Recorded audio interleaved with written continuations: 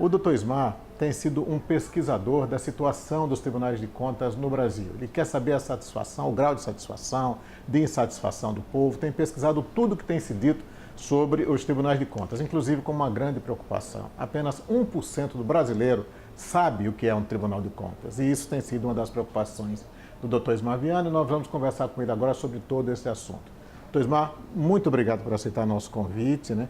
O senhor tem tido essa preocupação realmente, né? Eu quem agradeço mais uma vez, Carlos França, a oportunidade de poder participar e de poder discutir um tema tão relevante dentro do controle da administração pública brasileira. E é bem verdade que essa falta de conhecimento, por um lado, ela leva a equívocos por parte, inclusive, de gestores públicos, certo? Isso aí tem sido recorrentemente exposto aí na mídia, certo? Um questionamento muito, eu diria que intranquilizador, certo, para nós, que é a competência dos tribunais de contas para o exercício do controle preventivo. Recentemente eu tive essa oportunidade de escrever breves linhas sobre isso aí. Por quê?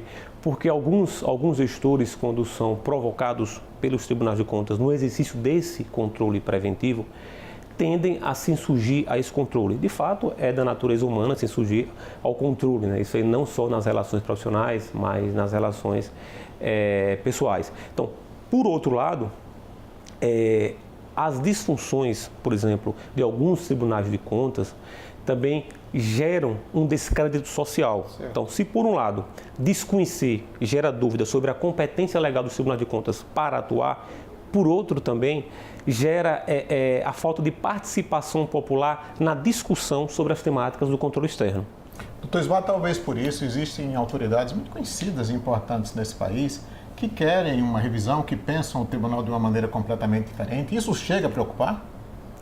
Eu não diria, Carlos, que chega a preocupar, porque são autoridades, são especialistas do assunto que discutem não só com viés de fazer uma crítica ao funcionamento dos tribunais de contas. Eles buscam, na verdade, aperfeiçoar. Eu diria assim, a crítica existe, óbvio, mas eu diria que é uma crítica com o intuito de contribuir para o aperfeiçoamento dos sistemas. E dentro dessa discussão aí, a gente tem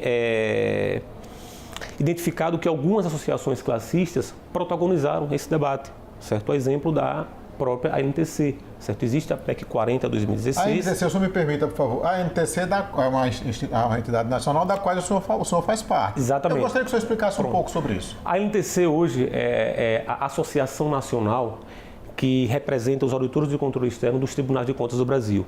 É uma entidade homogênea, ou seja, ela representa tão somente os auditores de controle externo.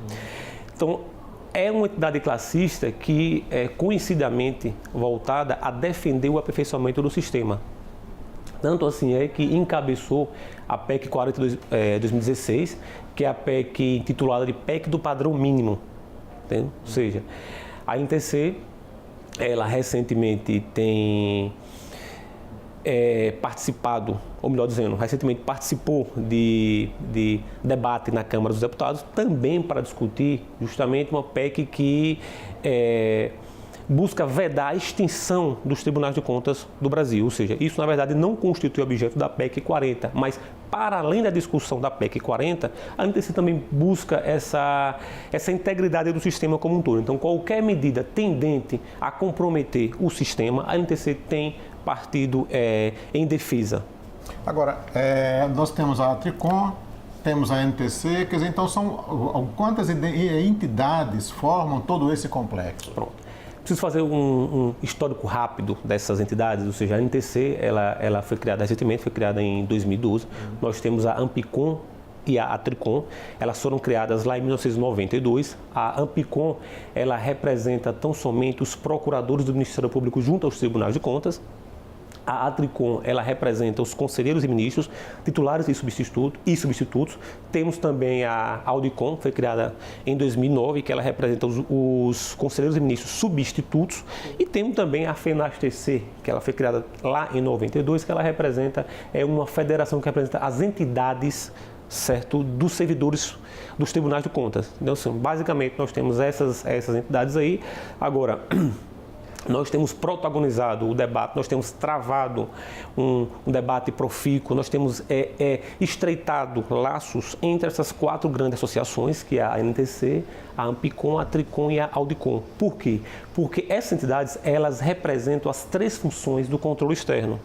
Doutor Ismar, nós sabemos o seguinte, que por falta de conhecimento, nós reforçamos e dissemos isso no começo da conversa, que apenas 1% dos brasileiros conhecem o Tribunal de Contas. Por falta de conhecimento, muita gente pede, muita gente boa inclusive, pede o fim dos tribunais. Você imagina o país sem os tribunais de contas?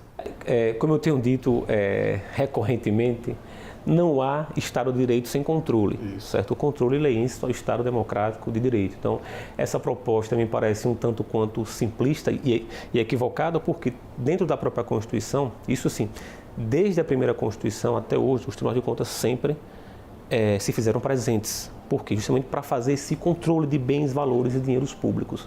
Então, se com os tribunais de contas nós estamos enfrentando essa grave crise aí ética, moral e econômica no Brasil, imagine sem os tribunais de contas. E aí eu vou e pergunto, quem faria esse controle? Entendeu? Então, assim... quem fiscaliza a lei? Algumas discussões, por exemplo, me parecem um tanto quanto equivocada e desarrazoada, entendeu? Mas, como está dentro da tônica da discussão, cabe a gente também explicar, reafirmar o tempo todo a importância dos tribunais de contas do Brasil para a manutenção do próprio Estado democrático de direito. Doutor Ismar, nós queremos agradecer a conversa que tivemos com o senhor e nós queremos voltar no futuro próximo a conversar sobre a questão da Escola de Contas que o senhor começa a coordenar a partir de agora e sobre o trabalho que o senhor vai desenvolver a partir desse momento. Muito obrigado. Tranquilo, um abraço.